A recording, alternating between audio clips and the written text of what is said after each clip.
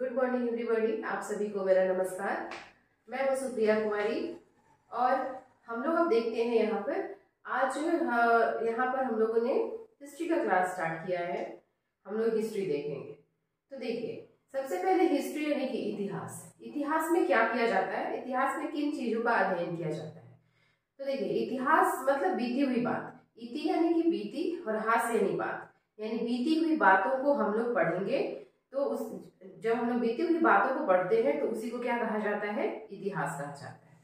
तो देखिए, सबसे पहले हम लोग देखेंगे कि इतिहास का जनक कौन है। तो इतिहास के जनक है हेरोडोटस। हेरोडोटस ने ही क्या बताया, इतिहास के बारे में बताया। अब हम लोग आगे देखेंगे कि इतिहास को हम लोग कैसे बांटते हैं, कैसे हम बांट के पढ़ेंगे इतिहास को, क्योंकि कुछ टाइम पीरियड होना चाहिए, कुछ इस तरह का बात होना चाहिए कि यहाँ से यहाँ तक ये चीज पढ़ाया गया, फिर यहाँ से यहाँ तक ये चीज पढ़ाया गया। तो देखिए, इतिहास को हम लोग तीन तरीके से पढ़ेंगे, तीन भाग में बांटेंगे। ठीक है, देखिए सबसे पहले जो इतिहास है उसको कहते हैं प्री हिस्ट्री या फिर प्राग ऐतिहासिक काल। इतिहास को तीन कालखंड में बांटा गया है, प्राग ऐतिहासिक काल, आद्य ऐतिहासिक काल और ऐतिहासिक काल। ठीक है, प्राग ऐतिहासिक काल, आद्य ऐतिहासिक काल, ऐतिहासिक काल, प्री हिस्ट्री, प्रोटो हिस्ट्री और हिस्ट्री। ठीक है, ये तीन कालखंड हो गए। उसके बाद हम लोग हिस्ट्री को फिर तीन पार्ट में बांटेंगे। कौन कौन, प्राचीन इतिहास, मध्यकालीन इतिहास, आधुनिक इतिहास, एंशिएंट हिस्ट्री, मेडाइवल हिस्ट्री और मॉडर्न हिस्ट्री। और उसके बाद एक विश्व का इतिहास भी है चौथे नंबर पे। तो इस तरह से हम देख लिए, इतिहास को तीन भाग में बांट दिए, प्राग ऐतिहासिक काल, आद्य ऐतिहासिक काल, ऐतिहासिक काल। फिर ऐतिहासिक काल को फिर तीन भागों में बांटे। कौन कौन सा, एंशिएंट, मेडाइवल और मॉडर्न, यानी कि प्राचीन, मध्यकालीन और आधुनिक। चलिए अब हम लोग आगे देखते हैं। अब आगे हम क्या देखेंगे, प्राग ऐतिहासिक। सबसे पहले हम, ये दोनों बहुत छोटा है, प्राग ऐतिहासिक और आद्य ऐतिहासिक। उसके बाद फिर ये तो बड़ा है काफी, ये दोनों चीजें छोटी छोटी है, थोड़ा थोड़ा पढ़ना है इसके बारे में। तो चलिए सबसे हम पहले हम लोग क्या देखेंगे, प्राग ऐतिहासिक काल के बारे में। तो देखिए, प्राग ऐतिहासिक काल किसको कहा जाता है, ये वो काल है ना, ये आदि मानव का काल है, ये हमारे आदि मानव का काल है। इस समय में क्या हुआ था कि आदि मानव थे, ऐसे ही घूमते थे, है ना, और जानवरों को मार कर खाते थे। तो जानवरों को मारने के लिए वो किस चीज का प्रयोग करते थे, पत्थरों का प्रयोग करते थे। इसीलिए इस काल को पाषाण काल भी कहा जाता है। ठीक है, इसको पाषाण काल या फिर स्टोन एज भी कहा जाता है ना। तो देखिए, प्री हिस्ट्री या प्राग ऐतिहासिक काल को क्या बोल रहे हैं, पाषाण काल, पाषाण काल, या फिर इसको और क्या बोलेंगे, स्टोन एज। ठीक है, पाषाण काल या स्टोन एज। अब देखिए, इस पाषाण काल को भी हम लोग तीन चार पार्ट में बांटेंगे। देखिए, पाषाण काल में सबसे पहला जो पार्ट है, सबसे पहला जो टाइम पीरियड है उसको क्या बोलेंगे, पूरा पाषाण काल। ठीक है, सबसे पहला जो है उसको बोलेंगे पूरा पाषाण काल। फिर आएगा मध्य पाषाण काल, फिर आएगा नवपाषाण काल, फिर आएगा उत्तर पाषाण काल। तो देखिए, सबसे पहले वाला क्या क्या बोलेंगे हम लोग, सबसे फर्स्ट वाले को, सबसे फर्स्ट वाले को बोला जाएगा पूरा पाषाण काल, पूरा पाषाण या फिर ओल्ड स्टोन एज। उसके बाद आएगा मध्य पाषाण काल, मध्य पाषाण, middle stone age, middle stone age. फिर आएगा नवपाषाण काल, नवपाषाण काल, न्यू स्टोन एज,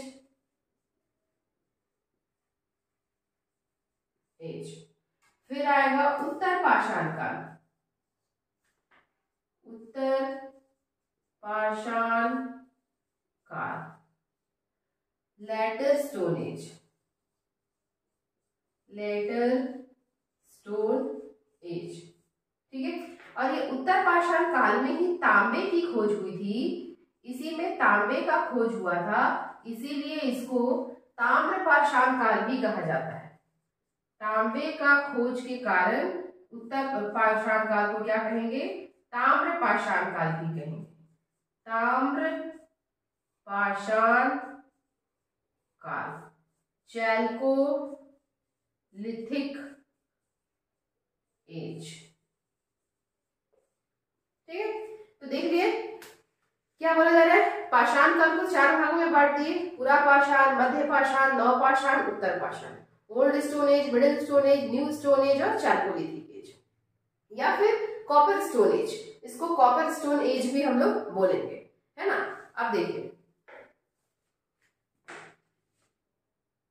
इसको थोड़ा सा मिटाएंगे, इसका अभी जरूरत नहीं है, इसको मिटा। ये ओल्ड स्टोन एज को इंग्लिश में हम पैलियोलिथिक भी बोलते हैं, पैलियोलिथिक, लिथिक मतलब होता है stone, palaeolithic age. Middle stone को बोलेंगे mesolithic age, mesolithic age. New stone age को बोलेंगे नियोलिथिक एज, और चारकोलिथिक एज या ताम्रपाषाण को और क्या बोल सकते हैं, copper stone age, copper stone age या फिर चारकोलिथिक एज। तो इस तरह से 4 पार्ट्स में डिवाइड कर दिए किसको, पाषाण काल को। पाषाण काल को पाषाण काल क्यों कहते हैं, क्योंकि इस समय जो आदि मानव थे हमारे, वे पत्थरों का प्रयोग करते थे, मेनली उनके पास पत्थर ही था जिसको वो औजार की तरह प्रयोग करते थे, उन्हीं पत्थरों की गुफा में वो रहते थे, तो इसीलिए इस पूरे टाइम पीरियड को क्या कहा जाता है, पाषाण काल। ठीक है, चलिए अब हम लोग देखेंगे थोड़ा सा पाषाण काल के बारे में, ये तीनों चारों के बारे में हम लोग देखेंगे। तो देखिए, पाषाण काल जो एज है ना, ये ऐसा एज है कि इस समय मानव जो थे, हमारे जो पूर्वज थे, वो आदि मानव थे। आदि मानव कहने का मतलब कि वो एक तरह से जंगली थे, है ना उनके पास रहने के लिए घर था, ना वो कपड़े पहनते थे, मतलब इसी तरह से घूम रहे हैं, जानवरों को मार कर खाते थे, और जानवरों मतलब यानी कि आखेट करते थे या शिकार करते थे, और मार कर खाए, जानवरों को मारे खाए, जो बच गया उसको रखे हुए हैं, मतलब खाद्य खाना को बचा कर रखते थे, खाद्य संग्राहक थे, फूड को प्रिजर्व करके रखते थे, बचा कर रखते थे।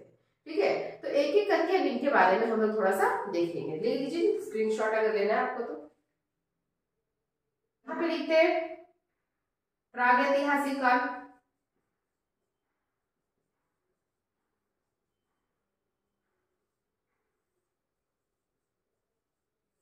या पाषाण काल,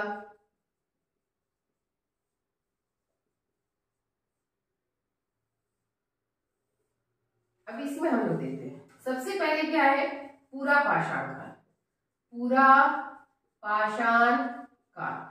तो देखिए एक चीज देखिए, प्रागैतिहासिक काल जो था ना, प्रागैतिहासिक काल के बारे में कोई भी लिखित स्रोत नहीं है।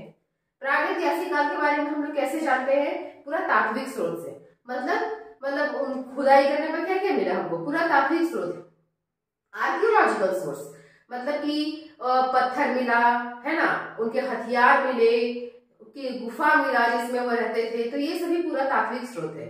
उस समय के वो लोग पढ़ना लिखना थोड़ी जानते थे कि लिख के रखे अपने बारे में, तो कोई भी लिखित स्रोत नहीं है, क्या है, सिर्फ पुरातात्विक तात्विक स्रोत है। तो पाषाण काल में या आपका प्रागैतिहासिक काल में लिखित स्रोत नहीं है, ओनली पुरातात्विक स्रोत है। ठीक है, आते हैं आद्य ऐतिहासिक। आद्य ऐतिहासिक काल में लिखित स्रोत है ना, इसमें पुरातात्विक स्रोत भी है और लिखित स्रोत भी है। जैसे आद्य ऐतिहासिक काल में क्या आएगा, सिंधु घाटी सभ्यता आएगा, तो इसमें लिखित स्रोत भी है और पुरातात्विक स्रोत भी है। पुरातात्विक स्रोत जैसे शहरों की खुदाई की जा रही है, हड़प्पा हुआ, मोहनजोदड़ो हुआ, तो बहुत सारी चीजें मिली है, वो हो गया पुरातात्विक स्रोत। और लिखित स्रोत भी है इनके बारे में, लेकिन इनका जो लिपि है ना, वो पढ़ा नहीं जा सकता, मतलब ऐसा लिख कर गए हैं कि पढ़ा ही नहीं गया, लिखे हैं लेकिन क्या लिखे हैं अभी तक नहीं पढ़ा गया है। तो लिखित स्रोत उपलब्ध है लेकिन पढ़ा नहीं जा सका।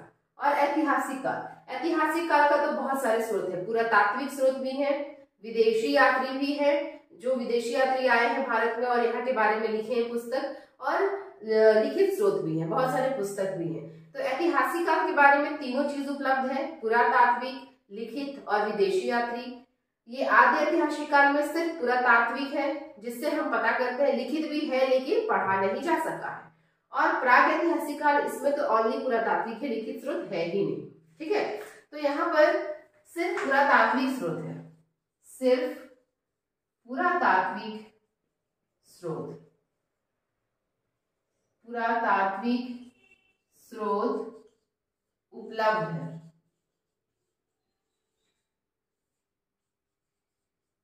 सिर्फ पुरातात्विक स्रोत यहाँ पर उपलब्ध है।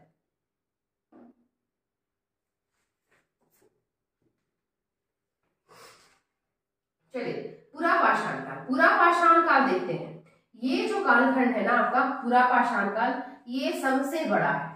यहाँ पर मानव सबसे ज्यादा समय बिताया है। टाइम पीरियड क्या है यहाँ इसका देखिए, 25 लाख वर्ष पूर्व से लेकर 12,000 वर्ष पूर्व तक। 25 लाख वर्ष पूर्व से लेकर 12,000 वर्ष पूर्व तक, यानी कि जो ओल्ड स्टोन एज है वहां पर मनुष्य अपना सबसे ज्यादा टाइम बिताया है ना, सबसे ज्यादा टाइम वहीं पे रहा है। अब देखिए क्या क्या जानकारी है इसके बारे में, पुरा पाषाण काल के बारे में। तो देखिए सबसे पहले तो ये बात है कि ये लोग बड़े बड़े पत्थरों का प्रयोग करते थे, है ना, औजार के रूप में बड़े बड़े पत्थरों का प्रयोग करते थे। फिर क्या किए, पत्थरों का प्रयोग करके ये लोग क्या करते थे, जानवरों को मार देते थे और जानवरों को मारकर उसको खा जाते थे, है ना, और खाने के बाद जो बचता था उसको रख देते थे कि अगले दिन खाएंगे, है ना। मतलब कि ये शिकार करने वाले थे और क्या थे, खाद्य संग्राहक थे, खाना को बचा कर रखते थे। ठीक है, फिर क्या हुआ, धीरे धीरे एक दिन ये दो पत्थर को लड़ाकर देखे तो देखिए किसी से कुछ चिंगारी निकल रहा है। ठीक है, वो चिंगारी निकला यानी कि ये आग की खोज किए। तो आग की खोज सबसे पहले किया गया पुरा पाषाण काल। अब ये आग की खोज कर लिए, आग की खोज कर लिए तो जो उनका जो खाना होता होगा वो अब उस आग में डालकर, आग की खोज करने के बहुत सारे फायदे हो गए इनको। क्या क्या, एक तो आग जला कर ये अगर छोड़ दें तो जंगली जानवर इनको कुछ नहीं करेंगे, जंगली जानवर आग से डर के भाग जाएंगे, यानी कि ये अपनी सुरक्षा कर ली आग से। दूसरा क्या, जो भोजन ये कच्चे खा जाते थे उसको अब ये लोग क्या किए, उस आग में पकाकर खाना शुरू किए, स्वाद और बढ़ गया और स्वादिष्ट हो गया। तो धीरे धीरे इनका सेंस खुलने लगा, है ना, धीरे धीरे ये सोच पाने लगे। तो इसी तरह से फिर ये सिविलाइज होते गए धीरे धीरे आगे जाकर। तो यहाँ पर मेनली क्या है, आग की खोज हुआ। ठीक है, उसके बाद ये लोग जिस गुफा में रहते थे, उस गुफा मतलब जैसे पत्थर है, कहीं भी गुफा है उसमें रह लिए, है ना। तो आपका भीमबेटका नामक जो गुफा है, कहाँ, मध्य प्रदेश में रायसेन जिले में नर्मदा नदी के किनारे, है ना, नर्मदा नदी के किनारे जो रायसेन जिला है मध्य प्रदेश में, वहां पर एक गुफा है भीमबेटका गुफा। वहां उस गुफा से क्या मिला है, उस गुफा से ये मिला है चित्रकारी मिला है। क्या चित्रकारी मिला है, एक ऐसे आदमी है, ये ऐसे, और ये अपने दोनों हाथ में क्या है, भाला लिए हुए, ऐसे मतलब ऐसे कुछ डंडा लिए हुए जिसको भाला कह रहे हैं। मतलब ये चित्रकारी करना जानते हैं, ऐसे ही चित्र है ना। अब पेंटिंग ब्रश उस समय थोड़ी ना इनके पास है, क्या किए, उठाए ईटा, उठाए पत्थर, उठाए कुछ भी, और दीवार पे, गुफा की दीवार पे चित्र बना दिए। मतलब ये चित्रकारी करना जानते थे। ठीक है, चित्रकारी इनको आता था। तो ये सारी चीजें हैं पुरा पाषाण काल के बारे में। क्या क्या, पुरा पाषाण काल के बारे में देख लिए हम लोग, बस इतना ही चीज है पुरा पाषाण काल के बारे में। बड़े हथियार का प्रयोग, ठीक है, ये क्या, आदि मानव आखेटक मतलब शिकार करते थे, खाद्य संग्राहक खाना को बचा कर रखते थे। फिर इन्होंने क्या किया, आग का खोज किया, और फिर और इसके बारे में क्या जानकारी मिली कि ये चित्रकारी करना जानते थे। ठीक है, थोड़ा सा लिख देते हैं इसके बारे में। तो देखिए क्या क्या थे ये, खानाबदोश थे, खानाबदोश तो थे ही, घर थोड़ी था इनके पास रहने के लिए, आज यहाँ खाए फिर घूम रहे, फिर कहीं खाना मिल गया। खानाबदोश थे, खानाबदोश घूमते घूमते ये क्या करते थे, आखेट करते थे, यानी कि आखेटक थे यानी शिकार करते थे। फिर क्या करते थे, खाद्य संग्राहक थे, खाना को बचा कर रखते थे, खाना को बचा कर रखते थे, खाद्य को संग्रह करके रखते थे, खाने को बचा कर रखते थे आगे खाने के लिए। ठीक है, फिर क्या था, औजार के रूप में बड़े पत्थरों का प्रयोग करते थे, बड़े पत्थरों का प्रयोग करते थे ये लोग, है ना, बड़े पत्थरों का प्रयोग किसके रूप में, औजार के रूप में, औजार के रूप में बड़े पत्थरों का प्रयोग औजार के लिए। फिर ये क्या किए, धीरे धीरे आग की खोज कर दिए। ये बहुत इंपॉर्टेंट है, आग की खोज कब हुई थी, पुरा पाषाण काल में आग की खोज कर दिए। और क्या था, चित्रकारी आता था इनको, चित्रकारी जानते थे, है ना, चित्र बनाना जानते थे या फिर चित्रकारी जानते थे। ये चित्रकारी का जो के बारे में हमको कहाँ से पता चला है, तो ये मध्य प्रदेश के रायसेन जिले, मध्य प्रदेश के रायसेन जिले, कहाँ, ये नर्मदा नदी, ये जिला कहाँ है, नर्मदा नदी, रायसेन जिले में भीमबेटका नामक गुफा, भीमबेटका नामक गुफा से, भीमबेटका नामक गुफा से चित्रकारी का साक्ष्य मिला है, चित्रकारी का साक्ष्य मिला है ना। और ये चित्रकारी कैसा था, ये चित्रकारी कैसा था, ये रहा आपका ये इसका चित्र है ना। ये कोई इंसान है, कोई आदमी है और अपने दोनों हाथ में क्या पकड़े हुए, भाला जैसा कुछ पकड़े हुए है ना। ये यही चित्र मिला है बस, और कुछ नहीं है। तो लेकिन इससे ये पता चलता है कि लोग चित्रकारी जानते थे। ठीक है, देखिए याद करते चलिए आप, चीजें बहुत बड़ी नहीं है, बहुत आसान है, बस उनको समझते जाना है कैसे। इसके बाद हिस्ट्री पढ़ना बहुत आसान हो जाएगा है ना। जो लगता है ना कि कैसे आया क्या आया सब पता चल जाएगा, कैसे कैसे अभी हम लोग हैं और हमारे पहले पूर्वज हमारे कैसे कैसे थे। ठीक है, तो देख लिया आप लोग पाषाण काल में, पूरा पाषाण काल सबसे ज्यादा मानव यही समय बिताया, 25 लाख साल पूर्व से कब तक, 12,000 साल पूर्व तक। देखिए कितना ज्यादा समय है, यही पर समय बिताया। आग का खोज कर लिया इसमें, अब क्या होगा, ये धीरे धीरे सिविलाइज होता जाएगा, धीरे धीरे इनका सेंस ऑफ ह्यूमर काम करने लगेगा। ठीक है, तो ये हो गया आपका पूरा पाषाण काल। चलिए इसको ले सकते हैं ऐतिहासिक काल का दूसरा, मध्य पाषाण काल।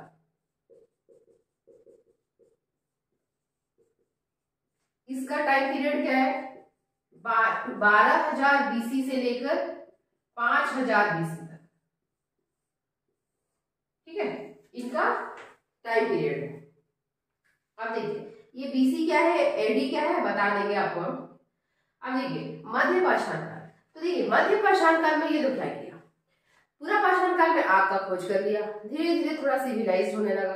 अब देखिए धीरे धीरे ये लोग क्या किया ना कि मध्य पाषाण काल में ये लोग अंत्येष्टि कार्यक्रम के बारे में जान गया।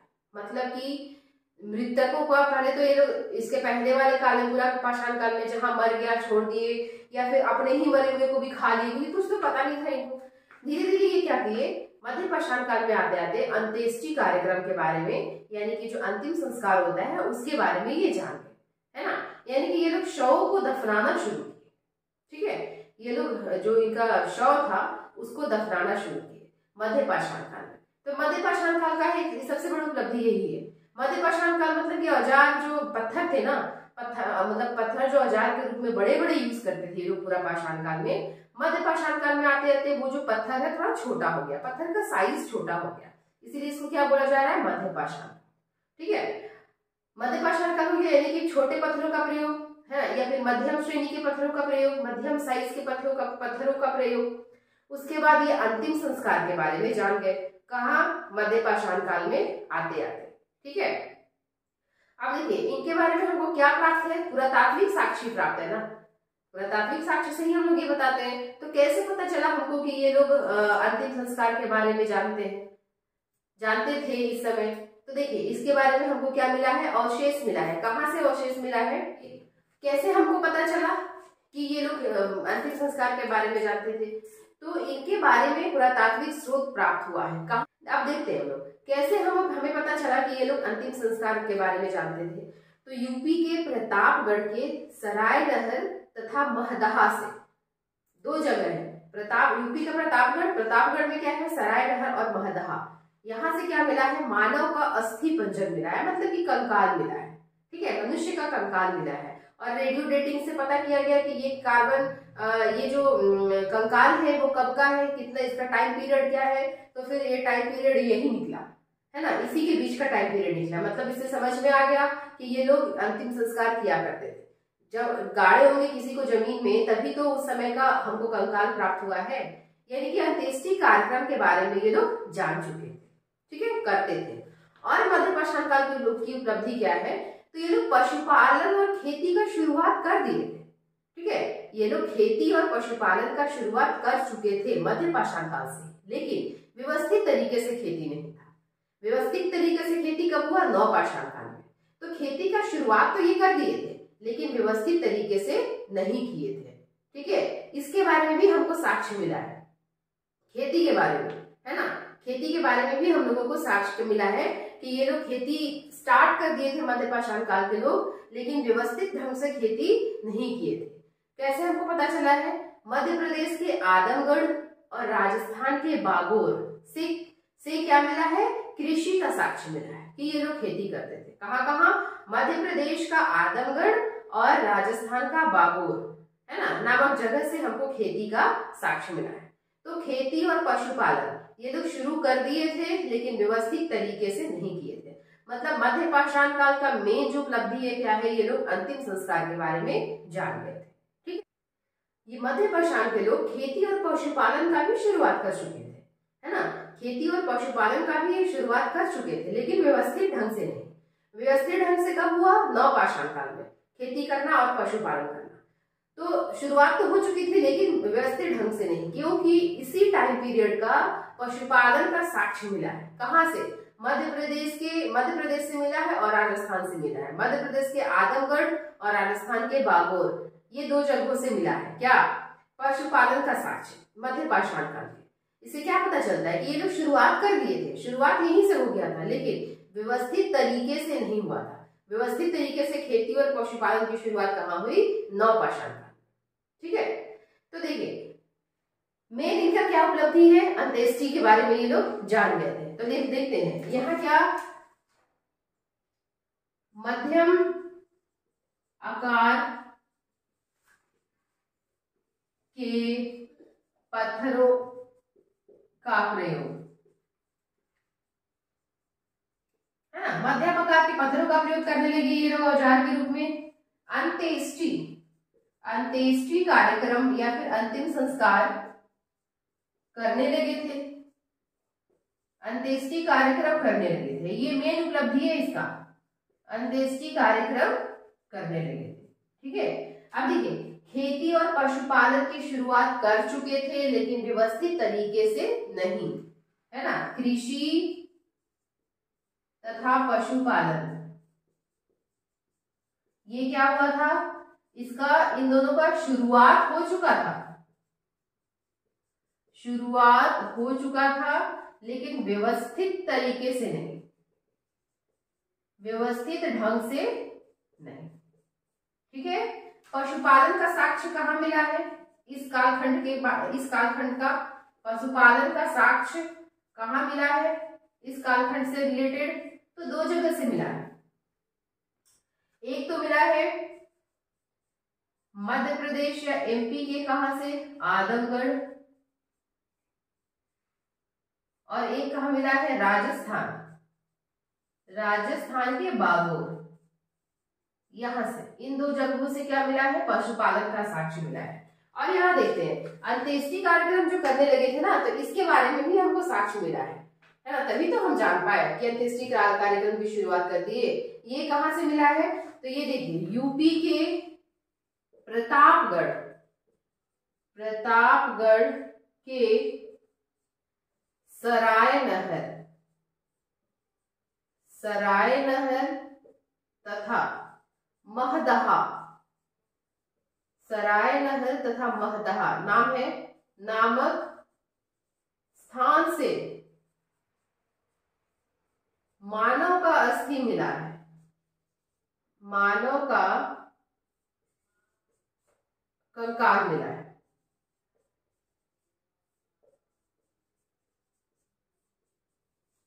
ठीक है, तो जिससे कि हमको पता चल गया कि क्या था ये क्या करते थे, ये मतलब किसी को दफनाए होंगे तभी तो कंकाल अभी है। तो ये अंत्येष्टि कार्यक्रम के बारे में जान गए थे। छोटे हथियारों का प्रयोग करते थे, मतलब मध्यम साइज के, और खेती और पशुपालन शुरू कर चुके थे, लेकिन व्यवस्थित तरीके से नहीं। इस समय के पशुपालन का साक्ष्य मिला है दो जगहों से, राजस्थान के बागोर और मध्य प्रदेश के आदमगढ़ से। ठीक है, तो ये है आपका जानकारी किसके बारे में? मध्य पाषाण काल के बारे में। आप स्क्रीनशॉट ले लीजिए।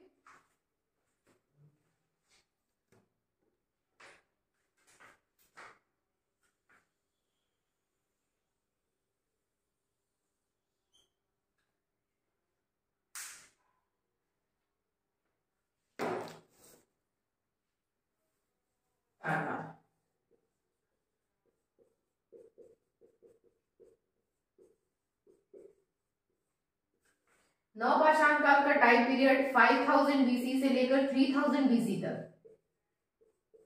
अब देखिए नवपाषाण आते आते जो मानव था ना, थोड़ा व्यवस्थित हो गया था, है ना। थोड़ा मतलब उनके पास थोड़ा सेंस ऑफ ह्यूमर आ गया था, थोड़ी बहुत सारी चीजें उनको पता चल गई थी। तो देख ही रहे आप धीरे धीरे कैसे सिविलाइजेशन हो रहा है। तो जो हम लोग देखे कि मध्य पाषाण काल में ही खेती और पशुपालन का शुरुआत हो चुका था। तो मध्य पाषाण काल में जब शुरुआत हो गया तो यहाँ आते आते व्यवस्थित ढंग से होने लगेगा। तो देखिए खेती जब करेंगे तो खेती करने के लिए एक जगह रुकना पड़ेगा ना। जैसे हम चावल लगाए तो उसको काटने तक हमको क्या करना पड़ेगा, रुकना पड़ेगा। उस जगह थोड़ी ना लगा के चले गए फिर आ रहे एक साल बाद काट लेंगे, ऐसा नहीं ना। गाय खा जाएगी, खेती लेके कोई भाग जाएगा।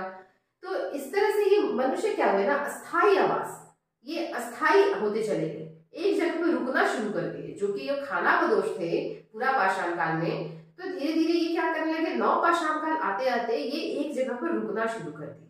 ठीक है, मतलब मानव अस्थायी आवास में रहना शुरू कर दिया। कब? नव पाषाण काल में आते आते।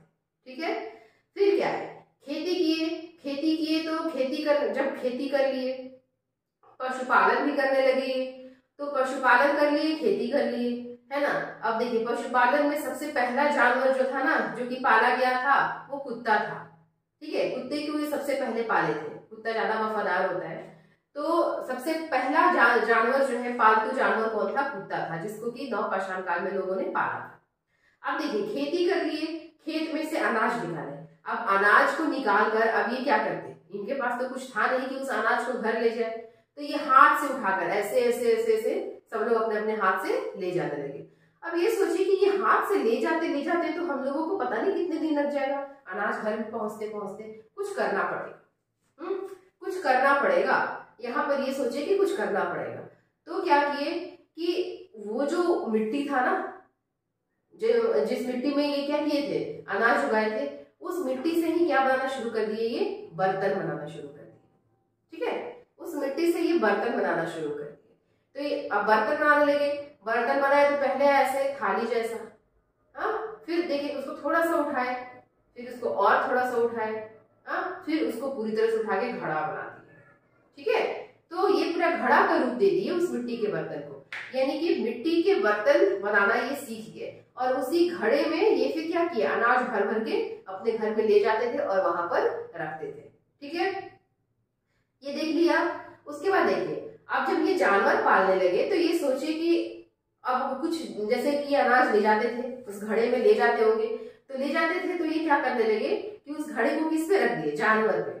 और देखिए कि हम लोगों को कम भारी लग रहा है, जानवर लेके जा रहा है। फिर ये सोचे कि क्यों ना कुछ ऐसा बनाया जाए कि अब जैसे जानवर पे रख दिए तो हमको पकड़ना पड़ रहा है ना, उसको पकड़ के हम जा रहे हैं, जानवर इधर उधर भी जा सकता है। तो अब हम क्यों ना कुछ ऐसा बना दें कि हम उसको जानवर पर रख दें, हम भी बैठ जाए, आराम से चला जाए। मतलब कि ये क्या लिंक करना शुरू किए, यानी कि ये पहिए का खोज किए, गाड़ी बनाना शुरू किए, है ना।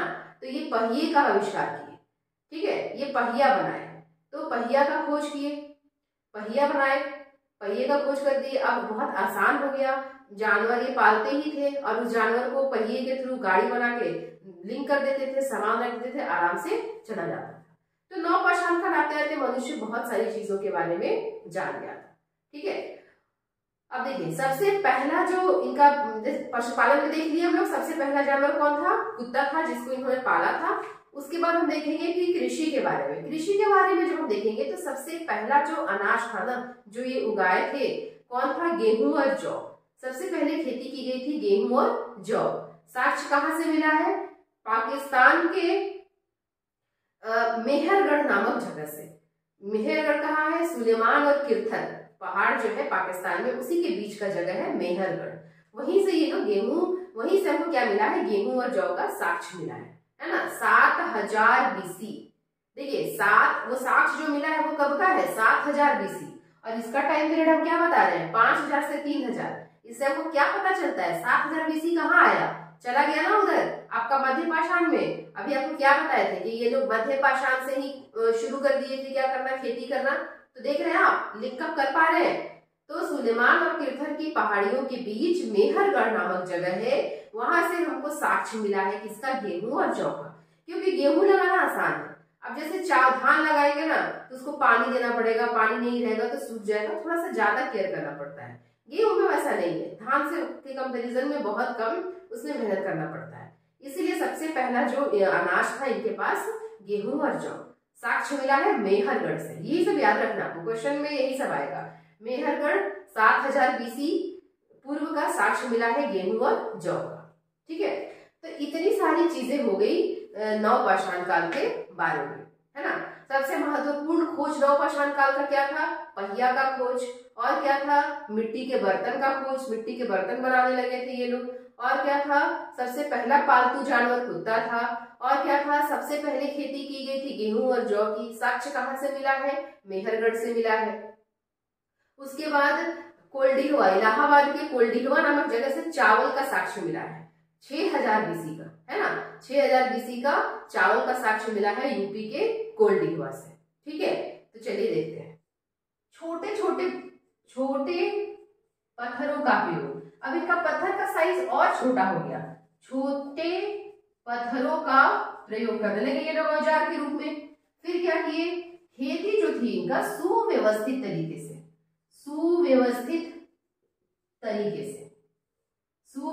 खेती करने लगे ये। ठीक है, पहली खेती किसकी की गई? पहली खेती गेहूं तथा जौ की गई। पहली खेती गेहूं तथा जौ की गई। कहां से इसका साक्ष्य मिला है? इसका साक्ष्य मिला है मेहरगढ़ 7000 BC। मेहरगढ़ कहाँ है? पाकिस्तान में दो पहाड़ी है, सुलेमान तथा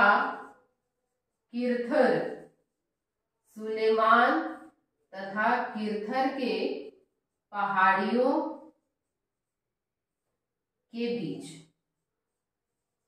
सुलेमान तथा किरथर के पहाड़ियों के बीच ये मेहरगढ़ नाम का जगह है, जहां से हमको क्या मिला है? कृषि का साक्ष्य मिला है। और सबसे पहला खेती गेहूं और जौ का किया गया था।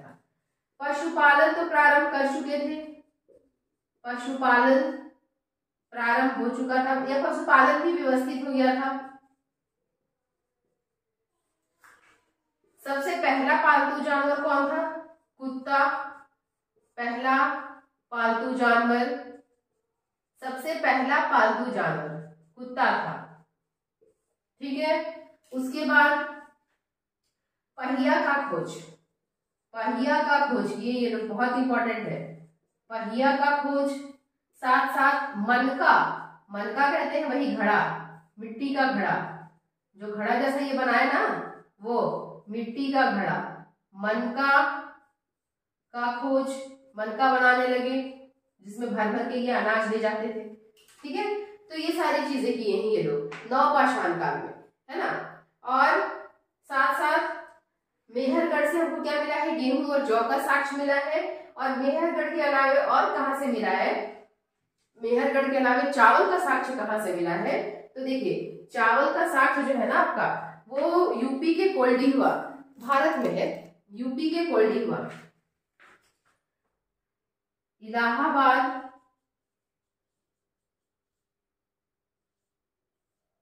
के कोल्डिलवा से, इलाहाबाद के कोल्डिलवा से क्या मिला है? इलाहाबाद का कोल्डिलवा से क्या मिला है? चावल का साक्ष्य, ये कब का है? 6000 BC। ठीक है, चावल का साक्ष्य मिला है। तो देखिए, ये सारा चीज था जो कि नवपाषाण काल में किया गया था। ठीक है, अब देखिए, अंत्येष्टि कार्यक्रम का भी शुरुआत ये लोग कब से कर चुके थे? मध्यपाषाण काल में कर चुके थे। तो मध्यपाषाण काल में भी हमको क्या मिला है? इसका प्रूफ मिला है, साक्ष्य मिला है। कहां से? महदहा और सराय नहर से मिला है ना। क्या मिला है? महदहा और सराय नहर से अस्थि मिला है, या मानव कंकाल मिला है, अभी आपको बताया। तो वो कंकाल किस काल का था? मध्यपाषाण काल का। लेकिन नवपाषाण काल का भी क्या मिला है आपको? नवपाषाण काल में भी अंत्येष्टि कार्यक्रम का साक्ष्य मिला है। इसमें बिहार के सारण जिले के चिरांद नामक जगह से, है ना, चिरांद नामक जगह से क्या मिला है? हड्डियों के औजार मिले हैं। ठीक है, चिरांद नामक जगह से नवपाषाण काल के हड्डियों के औजार मिले हैं। मतलब कि हड्डी कहाँ से आया? अंत्येष्टि कार्यक्रम से ही आया।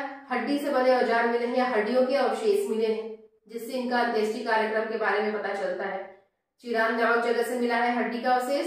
साथ ही साथ कश्मीर के बुर्जहोम नामक जगह है, कश्मीर का बुर्जहोम से क्या मिला है, एक गड्ढा था, ठीक है, एक गड्ढा, जैसे एक गड्ढा खोदा गया और गड्ढा खोदा गया और उस गड्ढे में एक मानव का कंकाल और साथ में एक कुत्ते का कंकाल, मतलब कि मानव के साथ कुत्ता का दफनाया जाना, इसका साक्ष्य मिला है कि मानव के साथ कुत्ते को भी दफना देते थे। मतलब हो सकता है वो कुत्ता क्या सबसे प्रिय पालतू जानवर कौन था, उनका कुत्ता ही था।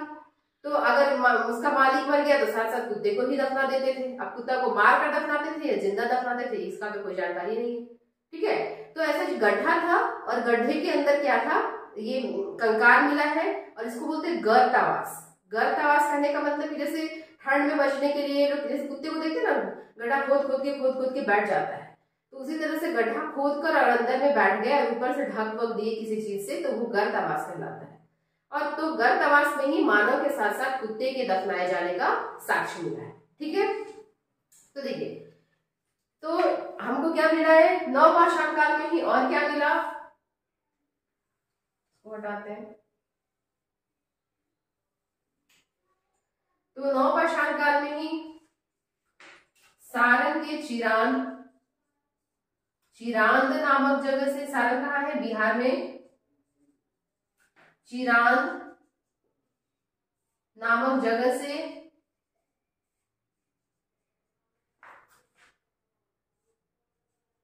हड्डी मिला है। चिरांद नामक जगह से क्या मिला है, हड्डी मिला है। उसके बाद कश्मीर के बुर्जहोम से, कश्मीर के